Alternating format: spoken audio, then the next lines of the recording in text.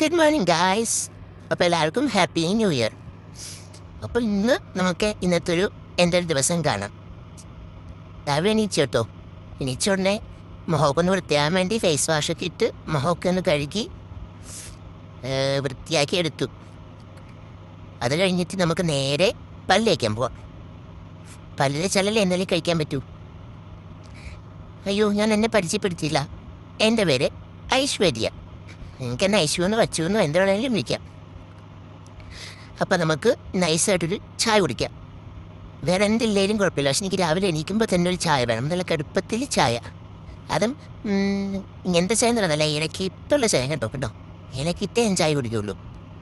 എന്താന്ന് പറഞ്ഞൂടാ. ചായ ഒരു വീക്ക്നെസ്.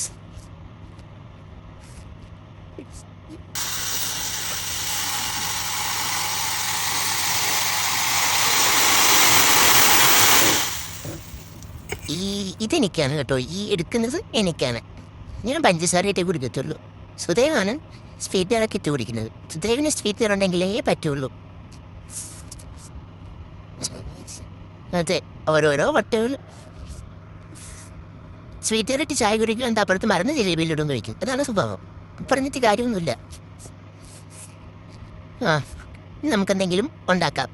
ദോശമാവൊക്കെ എന്നേക്ക് അരച്ച് വെച്ചിട്ടുണ്ടായിരുന്നു. അപ്പം അതിനുള്ളതുകൊണ്ട് രക്ഷപ്പെട്ടു. കറി ഇന്നലെ രാത്രി തന്നെ ഉണ്ടാക്കി വെച്ച കോളിഫ്ലവർ കറി ഉണ്ടായിരുന്നു. അപ്പോൾ രാവിലെ ഇരുന്നേറ്റ് കഷ്ടപ്പെടേണ്ട കാര്യമില്ല. അപ്പോൾ രാവിലെ തന്നെ ദോശയും കോളിഫ്ലവർ കറി ആക്കാമെന്ന് വിചാരിച്ച് അതങ്ങോട്ട് ഇടാം.